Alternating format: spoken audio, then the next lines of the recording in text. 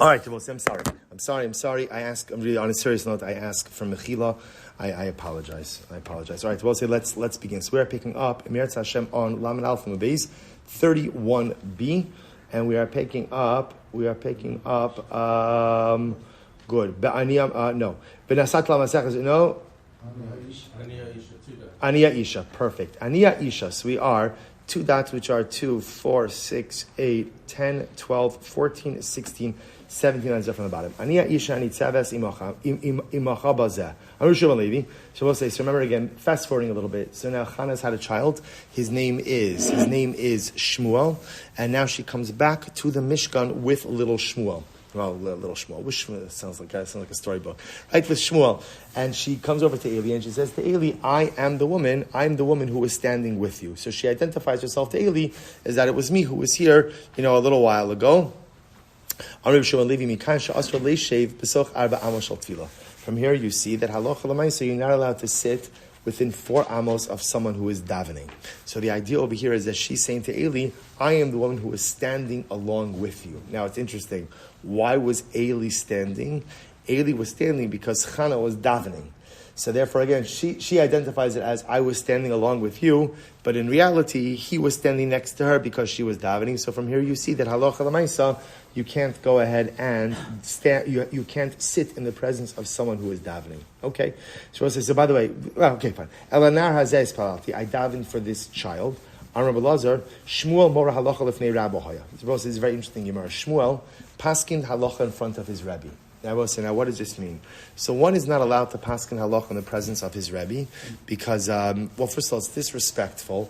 But more than that, the Maharsha brings down, on a deeper level, it's fundamentally, theologically disruptive. Yiddishkeit is predicated on the concept of Masorah, transmission from one generation to another. As such, there has to be a certain level of reverence that a student has for his teacher. Now, that being said, there's a protocol, if the teacher does something wrong, teacher makes a mistake, right? The teacher teaches something in an incorrect way. So lamaisa, there is a mechanism through which a student could correct a teacher, through which a student could point something out to a teacher.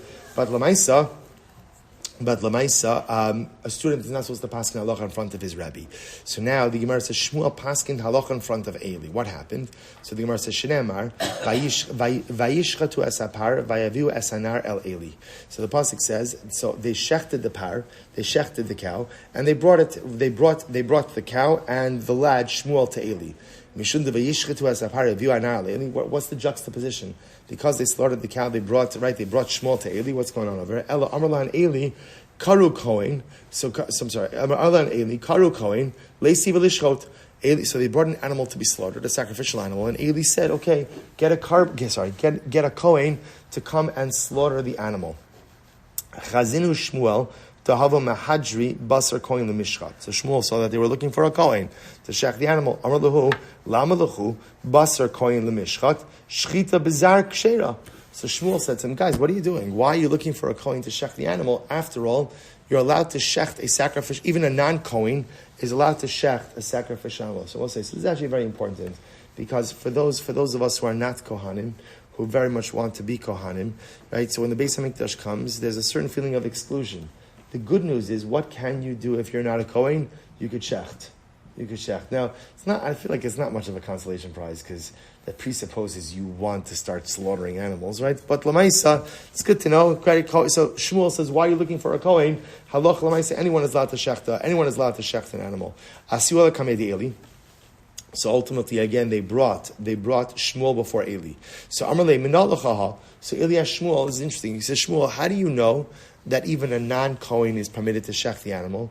Amarle Shmuel said, Miksiv v'shachat ha-Kohen v'ekriva ha-kahanim ksiv. Does the pasuk say the Kohen will slaughter? No, rather, what does it say? The Kohen will offer. What do you learn from here? Mikabala ve'elech mitzvahs kuhuna. We'll say it's actually interesting. The only time you need a Kohen is from Kabbalah. What's Kabbalah? After you shech the animal, what they would do is they would receive the blood from the spot of the slaughter. They would receive the blood in a utensil. That's called Kabbalah. That has to be done by a Kohen. So I will say, so from Kabbalah and on you need a Kohen, but before Kabbalah, i.e. Shchita, slaughtering, is kosher even by a non-Kohen.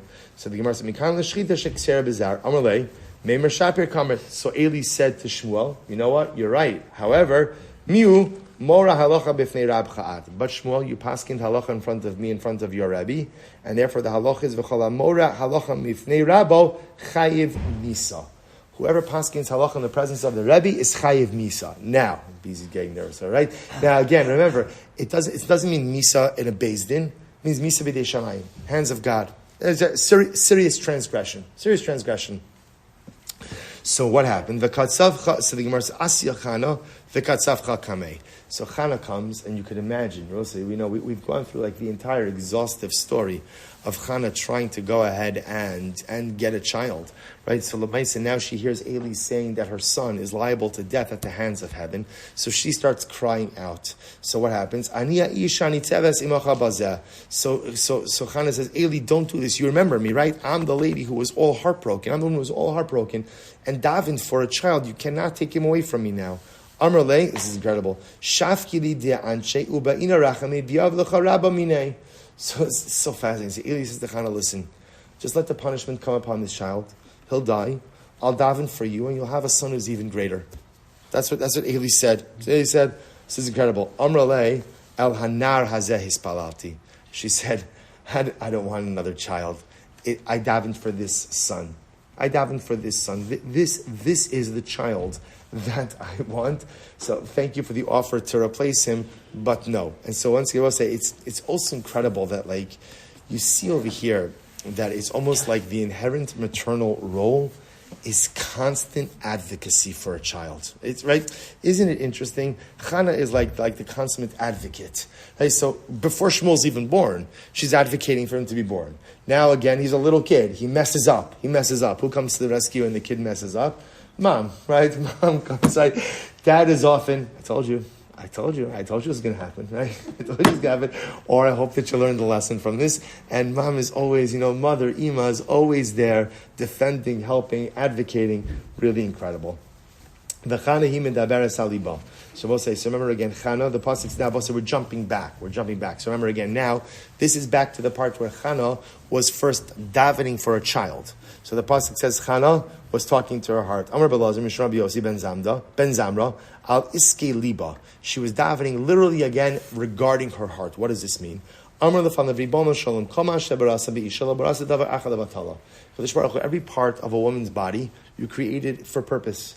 Einayim liros, eyes to see. Aznayim lishmoa, ears to hear. Chotem lahariach, a nose to smell. Pe ledaber, a mouth to speak. Yadayim lazos b'malacha, hands to do work. So we'll say, by the way, it's interesting, by the way, that that's the point of hands, right? It's interesting, right? The job of hands is to do something, right? Create something with your hands. Raglayim lahalech bahem, feet to walk. Dadayim lahanik bahem, and breast to nurse. Dadayim halalu shenasata alibi lama lo lahanik bahem, tainli ben va'anik bahem. So she said, HaKadosh Baruch Hu, don't make it that a part of my body is useless. It's so profound. In other words, she's saying, you created me physically intact. Allow me to fully utilize my body to its fullest capacity and give me a son to nurse. So Amar Rabbi Elazar Mishra Yosi ben Zimra. Kalayoshi b'tanis b'Shabbos koren lo gezer dino shel shivim shana. This is incredible. If you fast on Shabbos, ultimately, again, even if you have a negative decree against you for 70 years, it's torn up. Now, here's what's interesting over here. What this is really talking about, the Maharsha points out, is like, let's say a person has a terrible dream. So this concept called tanis chalom, that you fast to annul any potential meaning in the dream. If you fast on Shabbos, fasting on Shabbos is even more powerful. Right? We'll say, why is fasting on Shabbos more powerful? It makes a lot of sense. What is everybody doing on Shabbos? They're fasting, right? So again, to go ahead and fast on Shabbos, fasting in general is difficult, but to fast on Shabbos when everyone else around you is eating, right, is even more difficult. So therefore, it's so powerful that if it rips up an evil decree of even 70 years. We'll say, however, as much as you did a good thing by fasting, you also committed an Aveira. What's the Aveira? You fasted on Shabbos. Right? Fasting on Shabbos causes the negation of enjoyment of Shabbos. So, my takante, so how do you remedy this? This is interesting. Amar Rav Nachman bar Yitzchak, leisiv ta'anisa l'ta'anisa. You have to fast another time to make up for the fast day that you observed. So you need a fast day on the fast day. One more line. Amar Rabbi Elazar. We'll say this is incredible Gemara. We'll begin it tonight, then we'll stop. Chana heticha dvarav klape maila. Literally translated, it means Chana through her words heavenward. Now, what does that mean? It means we'll say that we're going to talk about this. We'll stop over here for tonight, but we're going to see that Chana essentially spoke to HaKadosh Baruch Hu in what would otherwise be deemed a disrespectful tone. A disrespectful tone. That's lashon of heticha dvara klape mala, to throw your words at Shamayim. So we'll say, so obviously not something to be replicated, not something to be done, but we're going to see a couple of different examples of people who did this with incredible success, others who did it with detrimental circumstances. We'll stop over here for today, Mosai. Again, my apologies for the tardy start, for the delay. Meretz Hashem, I'm sorry? I'll do better. I'll do better next time. Tomorrow night is